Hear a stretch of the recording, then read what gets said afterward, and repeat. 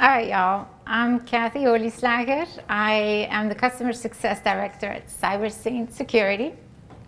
I'm also the founder of the Triangle Net.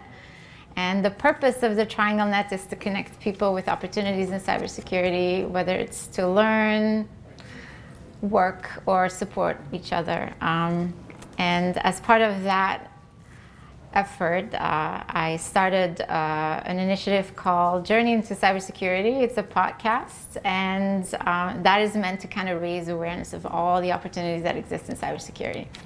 So I'm kind of wearing two hats, you know, the CyberSaint person, but also the Triangle Net person. So I'm trying to share my humble perspective with y'all in terms of what I've learned around integrated risk management.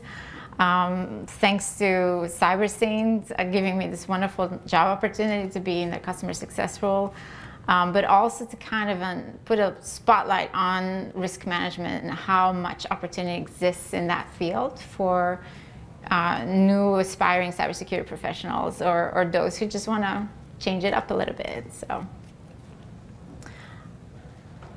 So we'll talk a little bit about who this dummy is, who the hell does Cathy think she is, talking to us like that. We'll kind of talk about the CISO, the dysfunctions that they struggle with, the challenges. But then also I'll break down the definitions around risk management, integrated risk management, like what, isn't it all the same? And I'll break integrated risk management down step by step and how that can be successful. And then I'll go into risk models and the fair risk analysis in particular at a really high level. So I'm a pragmatist, don't expect me to know it all, but I'm hoping to shed some perspective and light on the things I've learned. So who does dummy? The thing is, you don't know what you don't know, and I didn't know the things I knew about integrated risk management, fair, quantitative risk modeling, all that jazz, you know, 8 months ago. And then I learned about it, and I'm like, okay, you're never done learning. It's such a, cybersecurity is just such a complex domain, right? Between the threat landscape, the technology landscape, and then the regulations just changing things, raising the bar, and challenging all of us to keep up with it all. So at the end of the day, none of us know it all, and none of us can do it all. Yet, the CISO, the Chief Information Security Officer, he or she is expected to do it all and to know it all, and here they are, stressed out beyond their ears. And it's really something I wanted to point out, is that the cybersecurity space has a talent gap. And it's so hard to just get into it, you know, on the inbound flow of talent. It's really challenging to get in, but there's also a retention issue because there's so much stress put on the people who do know something, maybe not everything, but the CISO definitely struggles with a whole lot of these challenges. Any of you, you know, have some of these stressors in your lives? I see some nods. Yeah. So the ones that I'd like to highlight is the fact that executive buy-in is sometimes the major reason why CISOs just throw up their hands, because they're just not getting the support, whether it's morally or financially, and to just move the needle, to be efficient, to get the job done. And let alone their time is just, you know, it's finite. But they are expected to do so many things, and it's really hard to prioritize things when everything is a priority, right? I'm sure that you've been in sessions around IoT and shadow IT and the proliferation of all that technology, all that smart stuff that is really not secure. So that's another layer that is just constantly bothering CISOs, let alone the next 0 day of the week, right? It's constantly. So, you know, And on top of that, if anything goes wrong, all fingers point to the CISO. So why? There's nothing to stress, right? But on the other hand, cybersecurity is not a one-person show. We all know this, but cybersecurity is also run or managed to some degree by some people in other departments, whether it's at an IT level or a compliance level, whether it's privacy or cybersecurity, whether you're dealing your security operations side or your IT administration side. And then you have your application development part of your business too, or any type of application piece.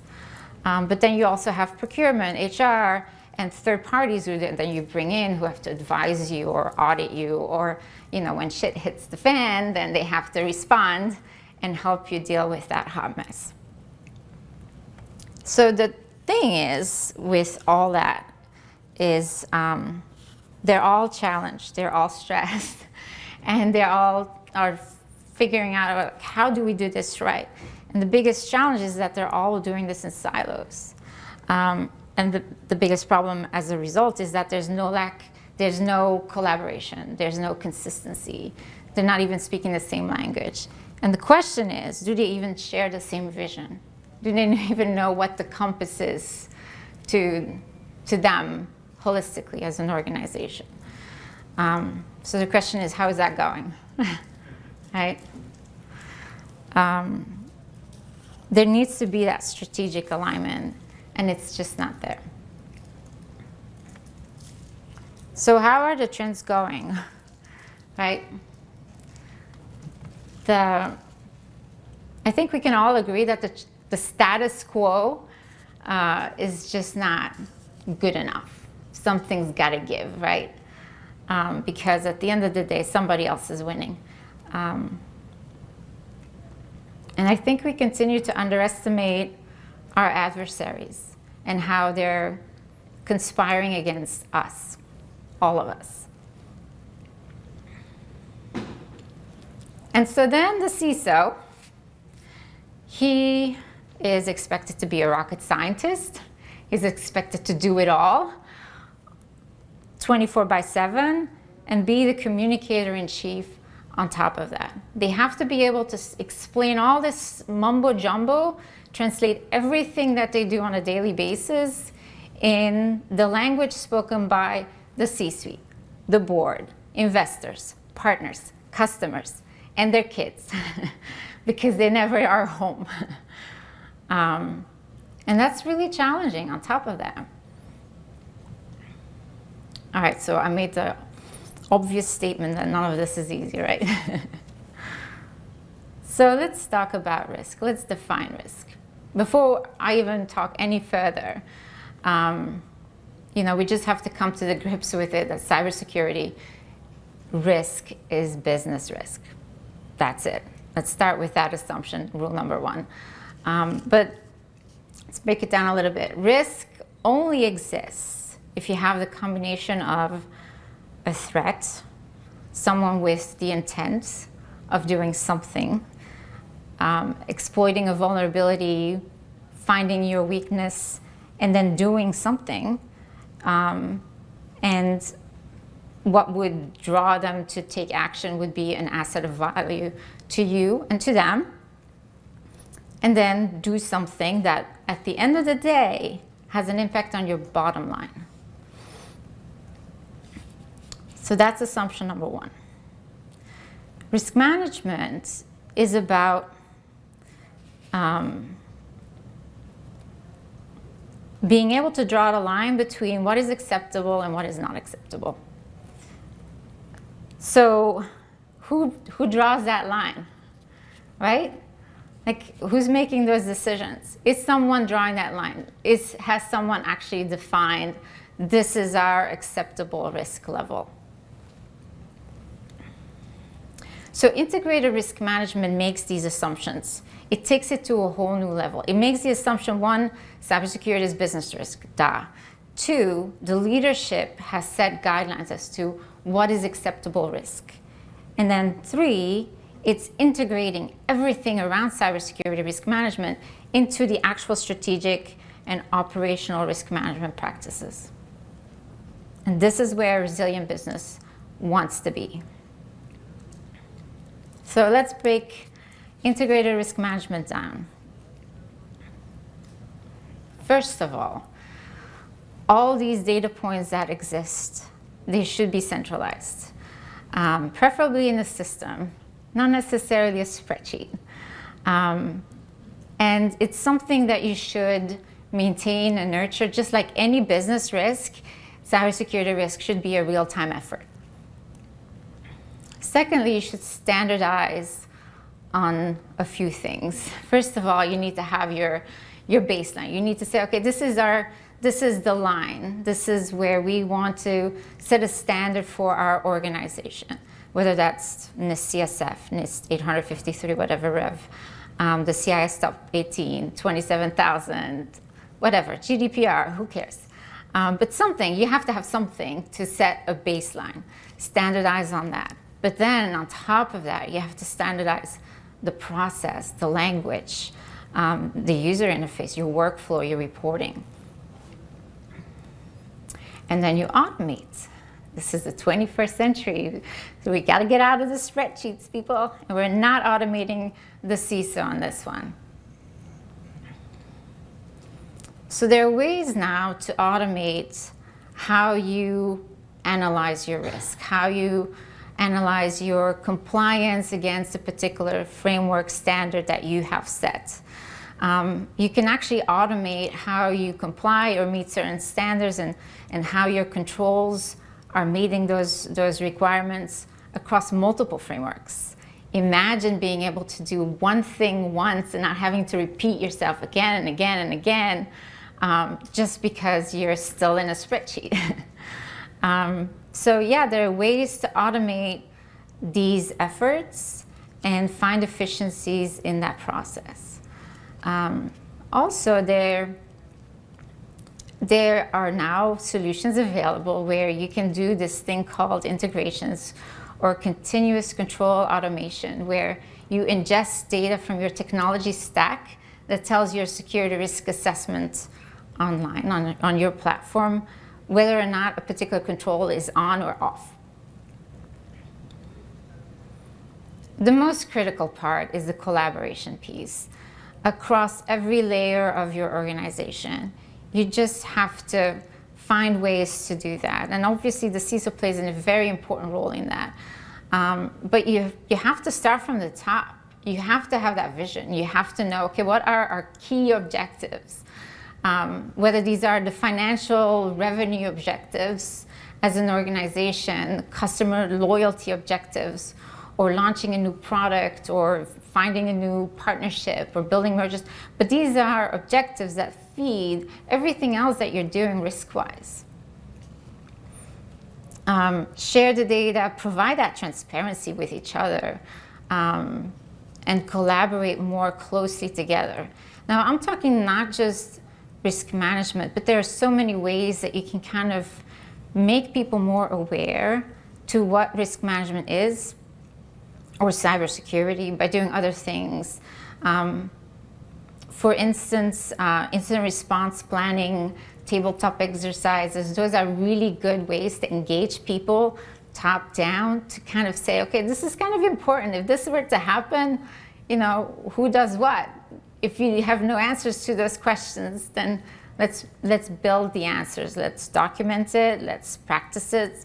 Let's make sure we have the technology in place and the people in place to actually execute on this plan. Rotating resources, I think, is really cool. A good idea is to not just pigeonhole somebody in a particular role, but stretch them, give them stretch goals, let them shadow people, and maybe they'll find something that they really like.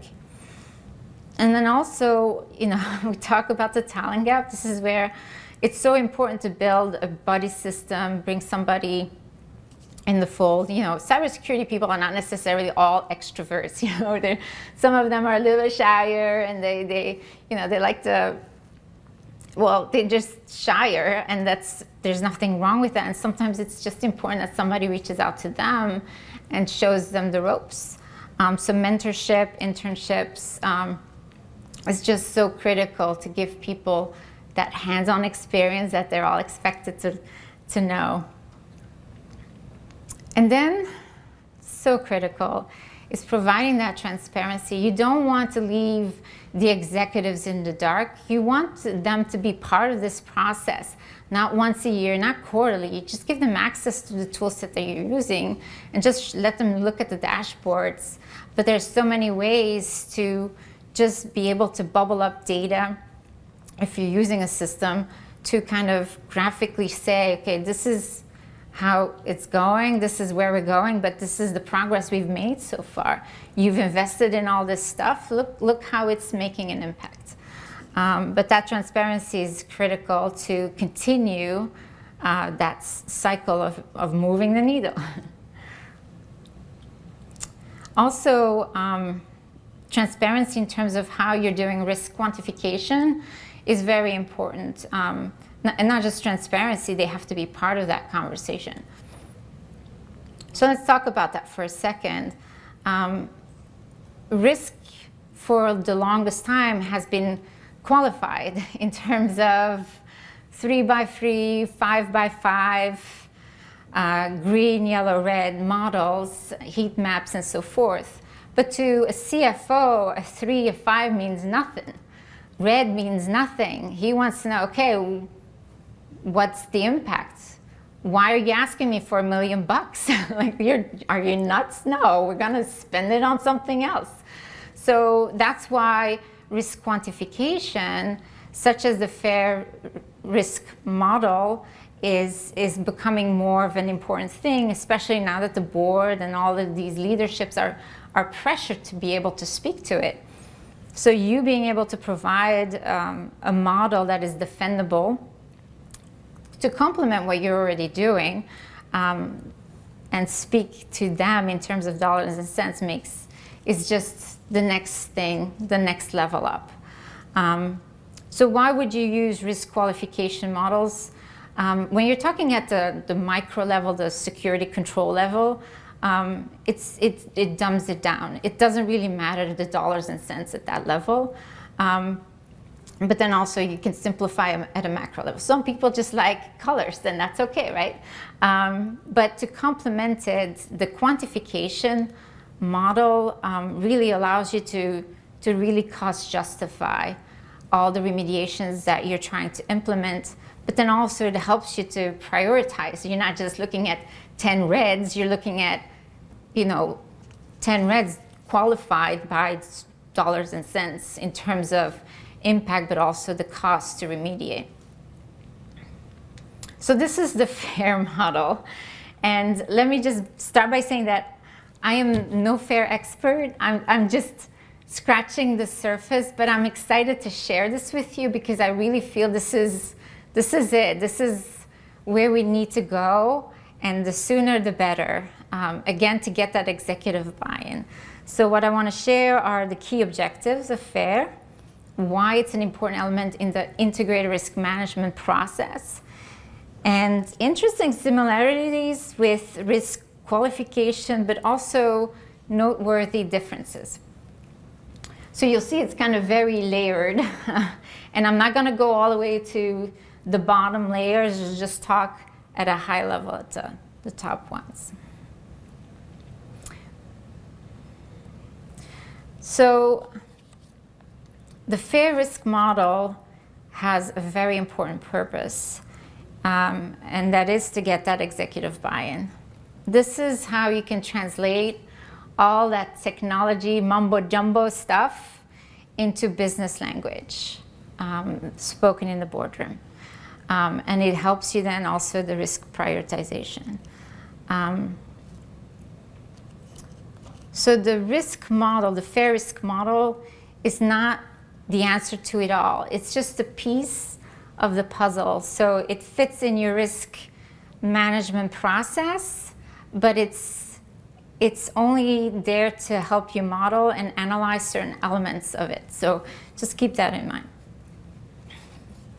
But the bottom line is that the CISO should be, actually the CFO should be the CISO's BFF. So the rule number one is to talk dollars and cents to them talk language that they understand. So let's talk through some definitions. I know I'm going to bore the hell out of you right now, but bear with me. In FAIR, risk is not just, okay, you have a threat, a vulnerability, impact. In FAIR, risk is loss exposure in dollars and cents. And it's more granular. It's really focused on most probable scenarios to impact your particular organization. So it's about the probable frequency and the probable magnitude of future loss. Truly bottom line conversations. And it's also in terms of conversations about probability, how it is most likely to happen to you because of X, Y, Z. So it's much more specific than all the possibility that could possibly go wrong and that your hair is on fire. No, this particular scenario scares us. This is why. Also, an important element to a FAIR analysis is the concept of an asset. In IT, an asset could be a router, a switch, a server, whatever, right? It could be a phone. Here, we're talking about something that has value to your organization. So think more about the application that your customers interface with, and they would be really pissed off if they wouldn't have access to it. So an asset is something that has value to your organization, but also has value to a threat actor, whether it is for resale purposes or just for the fun of disrupting your operations. Another interesting element, I've heard people use terms interchangeably: risk, threat, vulnerability. Here they make it very clear. A threat is someone. It's a threat agent, or it's a group of people, a threat community. So it's someone with intent, with a willpower, with a choice. Then they talk about a threat event. So that's when the threat actor makes up their mind and takes action, and to actually in a way that has a potential to cause harm. But a loss event is when that threat event actually causes that harm. And that's when you're talking dollars and cents. Vulnerability is not, an unpatched server. Vulnerability is the combination of your threat actors' qualities, their skill set, combined by your control strength set in light of that particular scenario. So keep that in mind. Everything is very specific to a scenario. And the funny thing is that vulnerability is a percentage that ultimately, comes back to determining the likelihood of a loss event. But I thought that was really interesting, this percentage. I talk about specificity, but this is really critical. So you have to really perform a risk analysis that are based on scenarios that are very well defined around a potential loss event. So a data center outage due to extreme weather would be one of them, for instance. So I'll just kind of walk you through some of these high-level definitions so that you can kind of follow me along. So a loss event frequency is kind of similar to likelihood in the other models that you would hear. And the loss event frequency / likelihood is kind of the combination of threat event frequency combined by the vulnerability. So, but the difference here with FAIR, the uniqueness of FAIR, is that they're using a distribution. So they're using a range of data points. So a minimum, a maximum, and then a most likely. So nothing is one number. And that makes it so much more defendable to somebody in the board, and they're going to say, well, how do you get to these numbers, right? So if you provide a range of, at a minimum, this would happen this many times within a year. And at a maximum, it would happen this many times in a year. And most likely, it's probably somewhere in the middle. then somebody can wrap their head around it and say, okay, let's move on. Same with loss magnitude, it's also distribution, but loss magnitude is kind of broken into two pieces, primary loss and secondary loss. So primary loss is the loss to your organization directly, whether this is lost revenue, lost productivity, but also the cost of responding, the cost of restoring and replacing hardware and operations.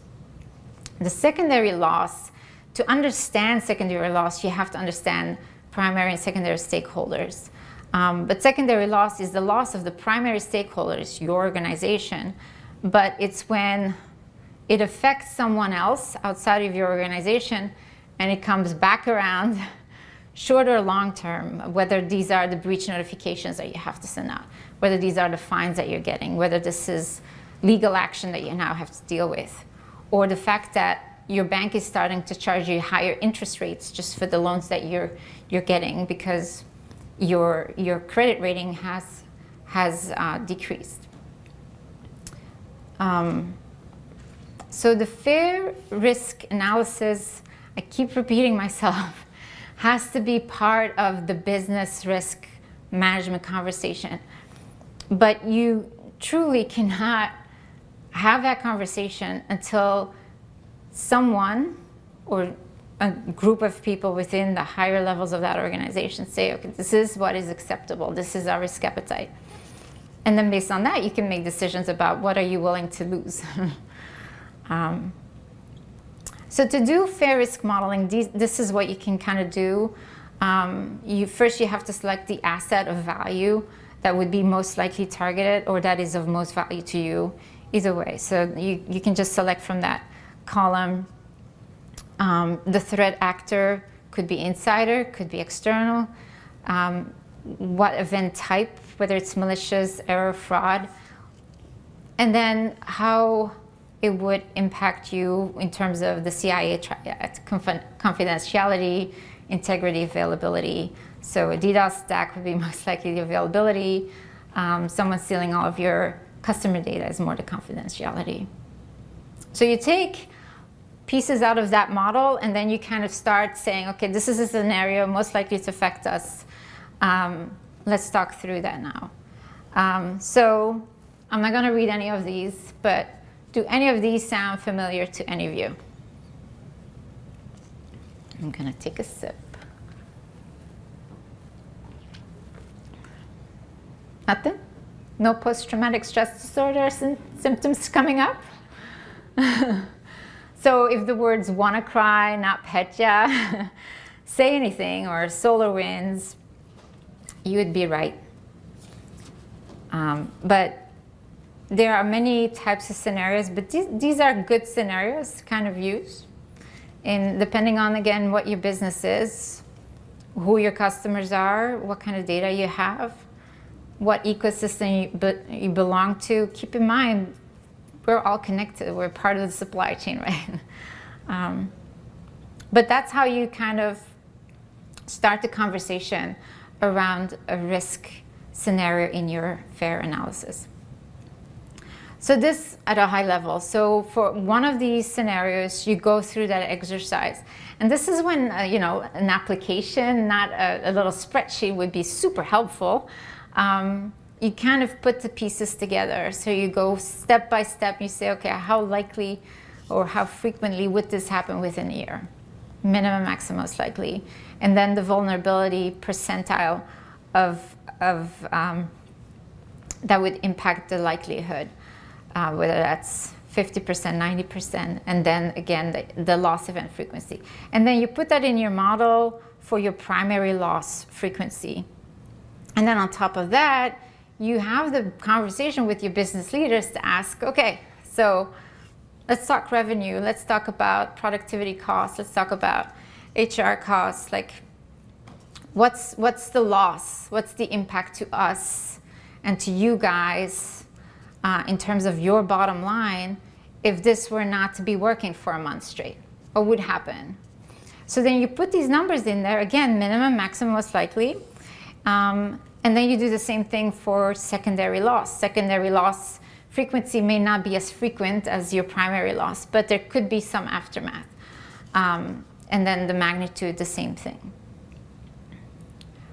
So you do all that jazz, and it spits out, this whole FAIR model is meant to spit out 2 metrics that everyone can wrap their head around. Very simple, 2 metrics: annual loss expectancy and single loss expectancy. So something may not happen in your model once a year. It may happen every 5 years, perhaps. So you annualize that loss in that particular ALE metric. But you also want to say, okay, well, if this were to happen, this would cost this much, just in one event. But again, you show minimum, maximum, most likely. And so the big question is, now what? Right? So this is the meat and potatoes. Pièce de résistance. This is a money slide. You're welcome. So this is where I kind of mingle the 2 models together.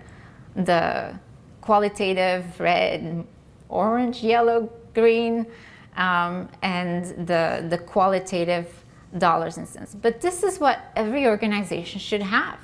This is what every leadership team should have in their back pocket and say, okay, these are our numbers, this is our annual revenue, this is our cash flow at this moment, so this is what we can afford to lose or not.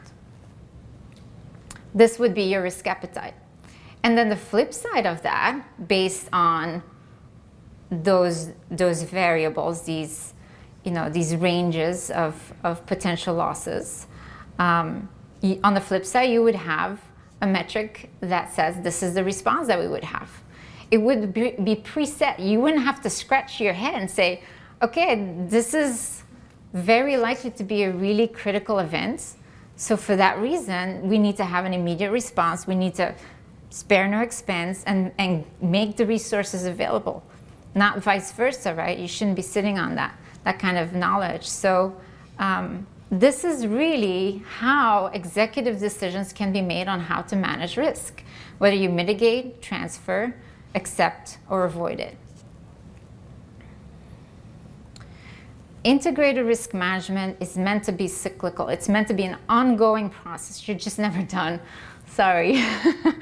And you have to keep managing this real time. It's just so dynamic between threat, technology, business landscape. Your business keeps changing. Your environment keeps changing. So you have to keep up with everything else. So you have to reevaluate your risk. If there's something that changes in your model, you have to reevaluate your risk and go back to the drawing board and say, well, our risk has gone up. Now we have to do something more. And then once you've gone through that rhythm, you can start analyzing some trends. You can see what works, what doesn't work, implement best practices, and really have these feedback loops. And you start from the top, but that's how you move the needle, by constantly reevaluating and keeping that collaboration really central to the whole thing. But don't just keep it to yourself. Come to ISSA, share all the lessons learned, just like I am doing. Really shaky, but we're doing the best we can. Share it within your ecosystem, your industry. You know, everybody wants to be the best at this, and we just don't have the luxury to fail at it. And this is kind of my vision for the CISO. You know, they should be forward-looking. They should be looking at the future, be proactive, and balance their time between assessing and mitigating risk. They should be part of that leadership team. They should be collaborating with the business leaders and stakeholders to really be part of those conversations from the beginning, before they start implementing new applications and launching new products and all that jazz. You know, the CISO should be part of these conversations. And they should really, really be supported by their leadership team and not burn out by their first work anniversary. And another thing I would love to say about that is that, you know, integrated risk management, in my opinion, can really improve your security culture in an organization, because you're now being more collaborative. You're engaging people, you're making them part of the process, you're asking for their input. You're not just telling them, we've got a problem, this is a solution, help. And on top of improving your security culture, you're also improving, or at least I hope it would, improving the work culture as well. If your CISO can actually have a life outside of work and not burn out, then maybe more people will want to become that, right? If they are the role models to say, this is an awesome job, I would highly recommend it, maybe more people will actually put that as a goal. So in short, cybersecurity risk is business risk. Integrate everything that you possibly think of and collaborate as closely as possible in real time on an ongoing basis. Centralize, standardize, automate everything you can to enable these efficiencies. Your time is so precious. Use it wisely, right? Simplify and provide the transparency to get people engaged in this process, including your leadership. Prioritize how you remediate your risk with that executive buy-in based on what their risk appetite is, based on how they said and committed to how they would respond to all these different levels of risk. And then live and learn, right?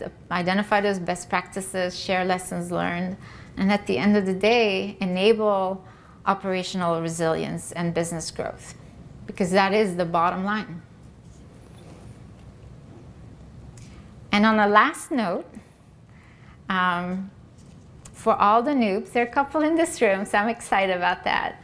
This can be how you break into cybersecurity, because for some reason it's still hard to get into this place.